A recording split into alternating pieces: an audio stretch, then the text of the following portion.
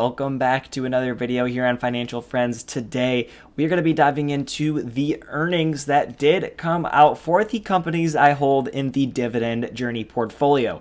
This is a long video, or was previously when I recorded it, so I want to get through it a little bit quicker for you guys. So without further ado, go ahead and leave a like on this video. Comment if you are excited for this. Comment your thoughts on these earnings or on your own portfolio earnings. And don't forget to subscribe. We're on the road to 1,000 friend members here on the channel, subscribers. And I want to go ahead and reach that by the end of the year. So go ahead and do that. Quickly, as an update to the portfolio, did purchase $20 of SCHD, continuing my goal to get back to that 40, 10%, yada, yada of my particular diversification of my assets. That's in a previous video. Go ahead and check that out if you haven't already. Hit the playlist for the Dividend Journey. Watch all those. Stay up to date. Without further ado, let's go ahead and dive into things. I have some papers here. Apologize if you hear the rustling of those papers. I am going to be referencing them. And I want to point out, you should be keeping up to date with the earnings from your portfolio if you're investing in individual businesses. You don't need to know every single nitty-gritty detail like people say that you do. If you are a long-term investor, if you're investing for businesses 10, 15, 20, 30 years down the line, you need to understand the business. You need to know how strong the business is, how they can stand a profit or lose money. There are a lot of different components to businesses you should be able to understand. Biggest thing is that you do understand the business, but you need to keep up to date. You need to know what their guidance is, their headwinds, what they think they can or cannot do moving forward in the future. So go ahead and check out some of the things that I'm looking at for these businesses here. Let's dive into it. First things first, 3M did report earnings. Now, the major takeaways from this, they're spinning off their healthcare business, and they had previously announced they're spinning off their food safety business. Now, this right here conflicts a little bit with the reason that I initially invested in 3M. I was looking for a massive business that's paid dividends for an insanely long time, is going to continue to increase those dividends into the future, and is a diversified company. Now, I will say, I think they still are diversified. I think they're going to continue to pay those dividends and increase them, but this is a tiny cause for concern, as I like to see these big, broad, diversified businesses, and they're spinning things off. Now, another cause for concern is Q2 revenue fell 3%. They are facing some type of foreign exchange challenges, which many of the businesses I invest in are facing.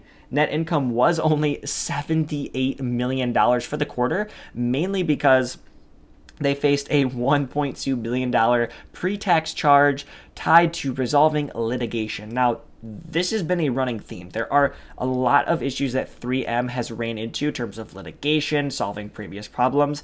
It's something I'm going to need to keep my eye on. They're also going up against some tough comps back to the year. Comp is a comparison back a year over year due to pandemic-related issues. So they're not quite meeting expectations as they were a year ago. Obviously, you could see here they were expecting to have 1.5. Well, they should have potentially increased over $1.5 billion in net income. They had $78 million, clearly due to a big charge. But even with this $1.2 billion charge, they would have not beat profitability from a year ago, and they missed revenue by 3%. This is mainly because of pandemic-related issues. They were, or not issues, but pandemic-related causes. They were selling a lot of respirators, a lot of masks, a lot of products, particularly because of the pandemic, that of course they're no longer selling, or selling as many of, I should say.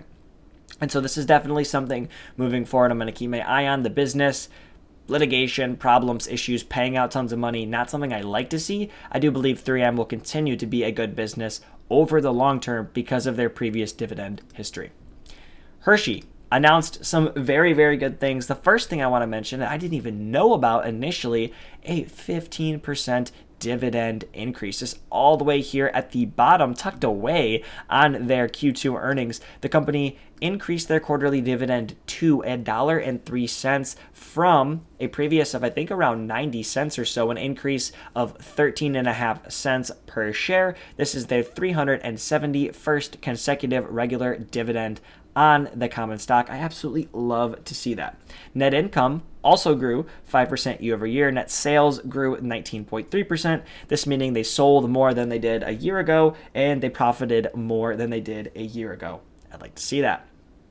Something to note, they did raise full year guidance. I had trouble finding this in the earnings report when I was previously recording this video, from 10 to 12% growth in net sales up to 12 to 14%, earnings per share growth from 8 to 11%, up to 9 to 12%, and then adjusted earnings per share growth 10 to 12%, up to 12 to 14%. So growth in that. They really say this because the impact of Pretzels, Dots, and Lily acquisitions, which are all three acquisitions, two of those, Dots and Pretzels, being pretzel-based company acquisition, and Lily's being a healthier sort of version of a chocolate, those were adding to the net sales growth, 4 to 5%. So we'd like to see that. Now, a headwind they are facing, Hershey warning of possible candy shortages around Halloween. They had a decision to make. It was either to continue to produce more candy during the year or make candy for Halloween. They chose to make it during the year. Obviously, I hope this does help overall profitability for the year. Normally 10% of their sales come around Halloween, so hopefully they made the correct balance there. Who knows how it will affect Previa or all the way till the end of the year, but I'm assuming not too much, considering they're expecting and actually increasing full year guidance. Moving forward, trying to keep this video quick, Waste Management. They went ahead and had their earnings as well. Earnings per share of $1.44 beat expectations of $1.37. Revenue also beat as well. Very, very good. Something we like to see for this business, considering they haul trash, is volumes increasing. Those volumes did increase. They did not increase as much as they did back in 2021, but a lot of people were getting ready, getting active, moving a ton more in 2021. And so not growing quite as much, but still growing is a very, very good thing for the business. Operating expenses were up 1.4%. Essentially, gas. Gas prices go up. They drive an all-gas fleet. Kind of, of course, prices go up. They have to spend more. Makes sense why prices are up there, being up 1.4%. Not something I'm worried about. The vehicles being gas-powered, I think long run with this new green energy push, with prices potentially going up just over time, it is a potential risk for the business long term. Not something I'm worried about quite right now, but just something to keep an eye on. EBITDA did increase, or this is earnings before interest, tax, depreciation, and amortization, so really raw earnings. They did increase in all three divisions. They have three major divisions here: increased in collection and disposal, it also increased in recycling, and it did also increase in renewable energy, so that is a positive for the business. Moving on to Apple. Apple did beat on both the top and bottom line. You could see here and take a look. I won't quite go over all of it. Their revenue for each division within the business up in both iPhone revenue and service revenue, up 2% year over year as a whole, but up mostly in these two divisions, and down actually 8, 10, and 2% in both other products, Mac and iPad. I'm not super worried about those. I think there was a lot of pent-up demand, people getting ready to be back out, people getting their new iPads and laptops and things for school, and people's pocketbooks have tightened a little bit since then. So I'm not expecting quite the same amount of revenue growth as I was, back in 2021, or as I would be back in 2021. A key component, I think, of Apple is this service revenue, up 12%. This was up, I believe, 17% in the previous quarter. Yes, here we go, 17% up in the previous quarter from a year ago. Now, I think they're going to continue to grow this, and I think they're looking to continue to grow this. Something that I saw here from a just overall business thing, and that was actually affected as a consumer, is the cost of my Apple Music went up $1. I have the student plan, and so they actually differentiated the student plan, which is a full-blown plan full of everything you could possibly have, versus their new lower tier $5 option, which eliminates some of the bells and whistles. And so this is really good. Moving forward, people might not want all the bells and whistles on their music streaming platform, especially with people's pocketbooks tightening a little bit. This is something I've been mentioning. People are going to have less money if the cost of goods continue to go up. Apple is a luxury. The subscription to Apple Music is a luxury. Your iPhone is a luxury. And people will not upgrade their luxuries during a period when food and other essentials are increasing in price. So this is definitely a headwind, but I'm investing in Apple for a very long time, and I think they have a huge moat because of their ecosystem. I'm not worried about it. Procter Gamble. I'm a tad bit worried if I'm an investor for the next 1 to 2 to 3 years, but I'm not. I'm an investor again for a very long time. This company has increased dividends, I think 66 years in a row. I'm a dividend investor. That's what I like to see. Volume did decrease or stay flatline on all 5 of their major components. This is, of course, not something you like to see. Now, they did grow net sales both in baby, feminine, and family care, fabric and home care, and healthcare. They lost a little bit of net sales growth in grooming and beauty, but made up overall net sales growth as a whole. Now, the reason being, and this is again a headwind for this business, something that is going to be challenging for them over the next 1 to 2 years, they fit in the same category as Apple. Procter and Gamble,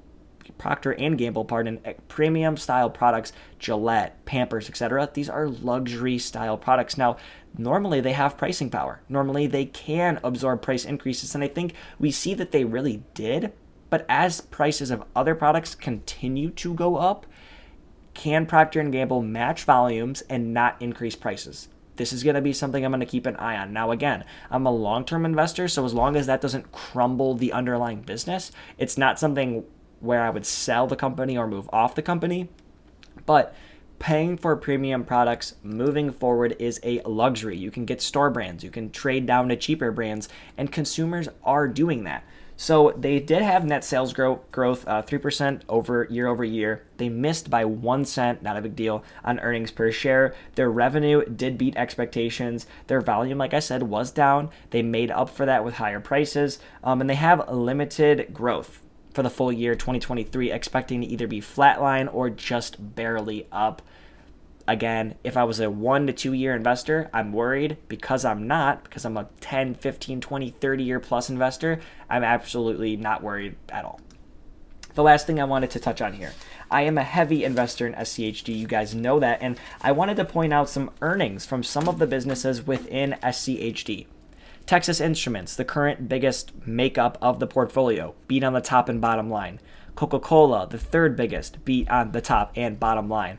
Merck, right here, still in the top 10, beat on the top and bottom line. And then Pfizer, which I believe is 1, 2, 3, 4, 5, 6, 7, 8, 9. Oh, the 9th biggest current position within SCHD, beat on the top and bottom line. Amazing. And then if you slide just a couple of positions down here, Altria Group, which is a tobacco company, for those of you that don't know, beat on earnings. So on the bottom line, did not beat on the top line, but was still more profitable than expected. You love to see that. So that is about it for this video. I did want to keep it short, sweet, and to the point. I hope you learned a little bit about what I was looking at for these businesses, why I take a look at the things I look at, and I'm going to be looking forward to more earnings next week. CVS, Starbucks, and Caterpillar, all ones that I'm going to keep being my eye on, whether they're for, CVS, I'm keeping an eye on because of healthcare. Starbucks is both the consumer, the health of the consumer in terms of financially, and it's a personal position of mine outside this portfolio.